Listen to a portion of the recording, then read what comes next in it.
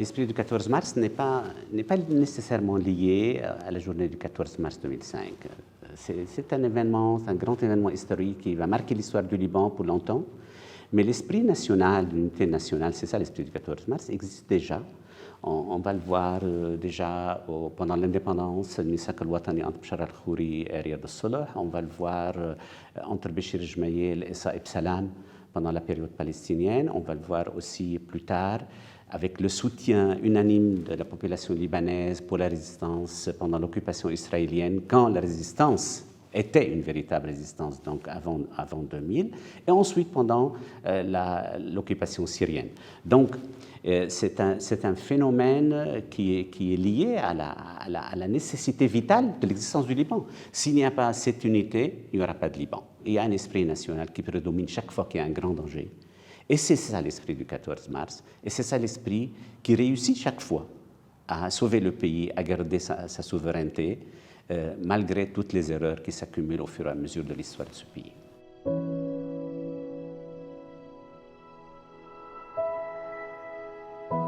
Toujours, les erreurs peuvent être évitées, auraient pu être évitées, mais honnêtement, c'est aussi une façon d'analyser qui était une erreur magistrale après le 14 mars. Il y a eu une impression que c'était fini, qu'on a vraiment cette fois-ci, c'était la fin, on a recouvert notre souveraineté nationale, on est devant une grande unité nationale, on peut dépasser certaines divergences minimes avec le 8 mars.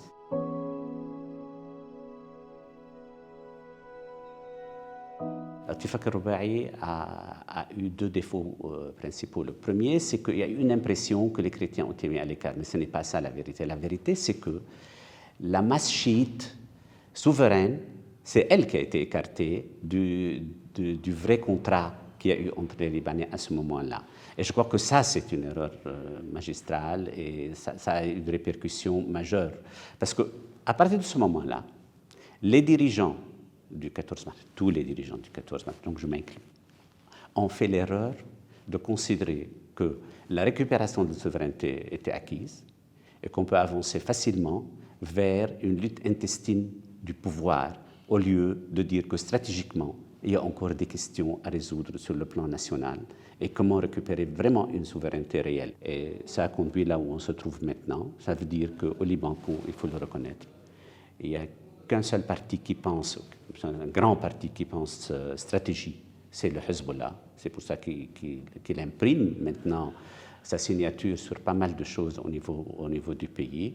Et par contre, de l'autre côté, nous avons des divergences. Quand on les met sur la table, c'est des divergences liées plus aux luttes du pouvoir qu'au choix stratégique dans lequel doit s'intégrer le pays.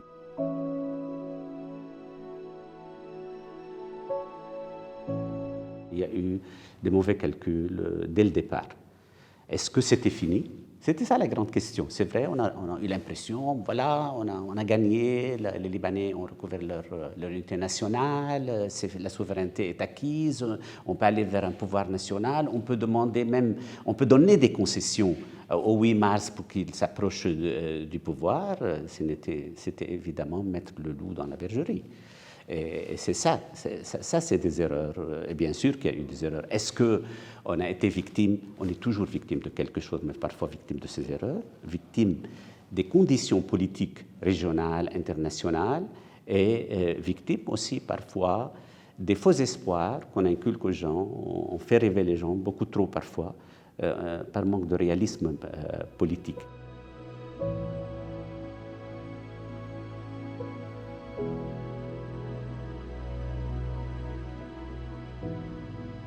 Honnêtement, je l'ai perçu assez mal.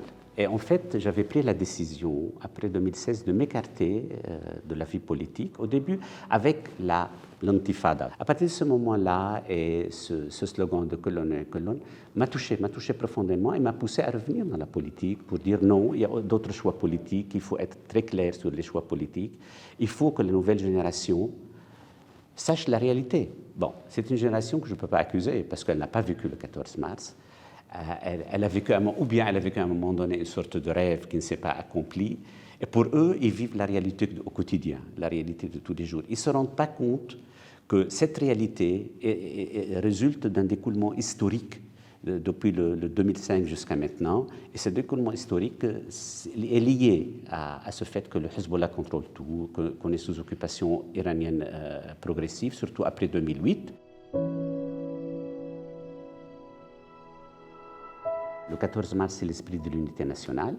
Et le 17 octobre, ce sont les revendications sociales, économiques, les gens qui en ont marre de ce qui se passe en politique.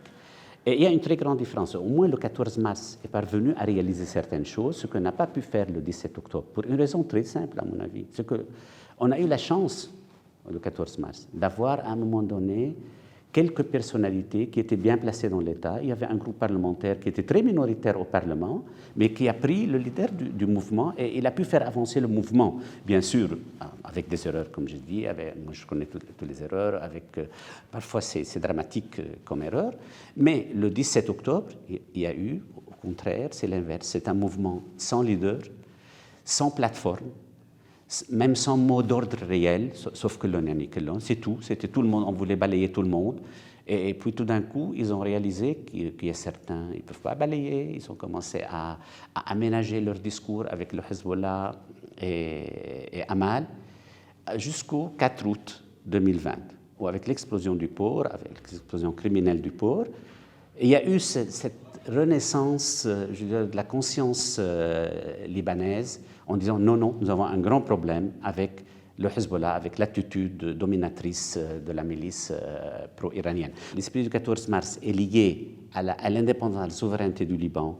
Le mouvement du 17 octobre a besoin de se définir, a besoin d'une plateforme, a besoin de définir ses leaders, a besoin de choisir c'est quoi le Liban, c'est quel Liban qu'on veut, et est-ce qu'on peut vraiment faire des réformes? On peut vraiment avancer sur le plan légal, sur le plan politique, dans un pays occupé?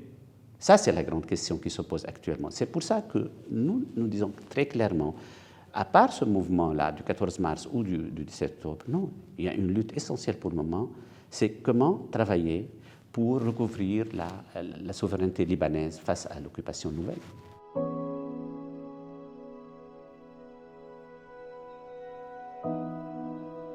Ce sont des élections très spéciales qui se passent avec une loi électorale, vraiment une loi façonnée pour garder le contrôle du pays à Hezbollah.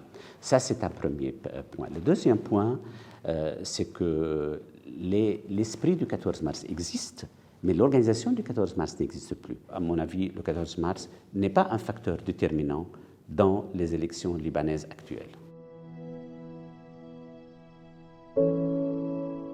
Bon, ce que je n'oublie jamais de cette journée, parce que j'étais sur le podium, mais j'étais assis sur les chaises en attente d'avoir mon tour, quand Gebran a pris la parole.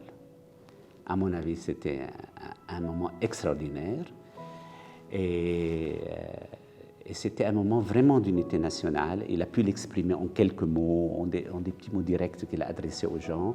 Gebran m'a vraiment impressionné par sa façon. La seconde chose qui m'a impressionné, c'est quand j'ai pris la parole, j'ai remarqué qu'à une vingtaine de mètres, il n'y avait même pas 20 mètres, il y avait une pancarte qui disait en arabe « Al-Bika laysa maqabl al-nifayat ». La Beka n'est pas une décharge. Pour la simple raison qu'à ce moment-là, il y avait une tendance qui disait « Bon, appliquons Taïf ». Et Taïf disait que pendant les 2 premières années après le retrait syrien, ils vont s'installer dans la Beka.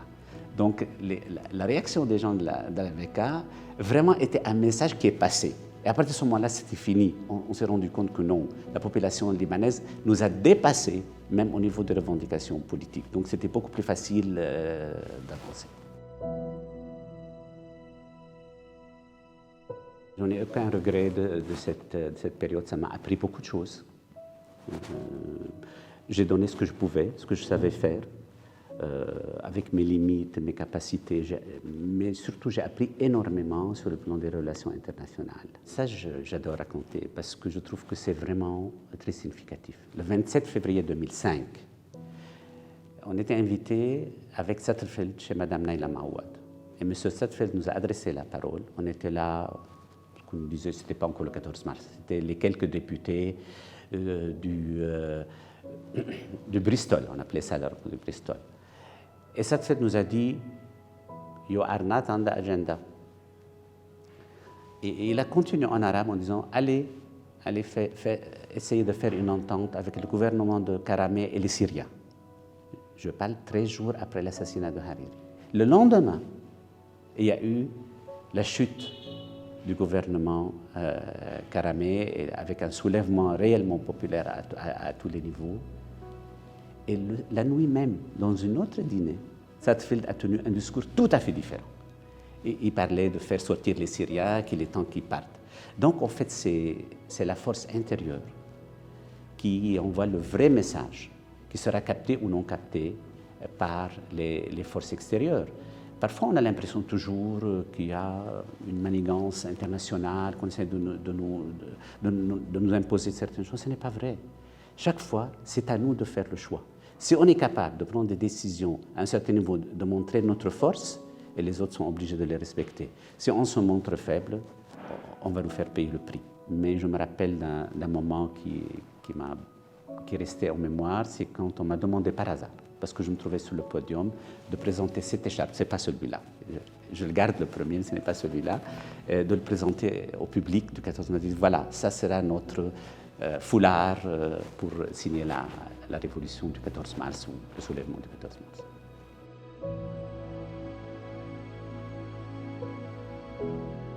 C'est les choix politiques. C'est surtout les choix politiques à un moment donné. Il fallait comprendre, après le 14 mars, que la souveraineté n'est pas acquise, que la souveraineté est une lutte de tous les jours, qu'il faut continuer à la protéger, à la faire avancer. Et je crois que ça, c'est une leçon historique. Et ça, si on peut inculquer ça aux générations actuelles et aux générations futures, ça sera suffisant pour qu'ils comprennent qu'ils ont le droit de revendiquer ce qu'ils revendiquent, mais sans souveraineté, ils ne peuvent pas avancer. Et la souveraineté, ce n'est pas un don, ce n'est pas un acquis, c'est une lutte perpétuelle et quotidienne, surtout pour un si petit pays tel que le Liban.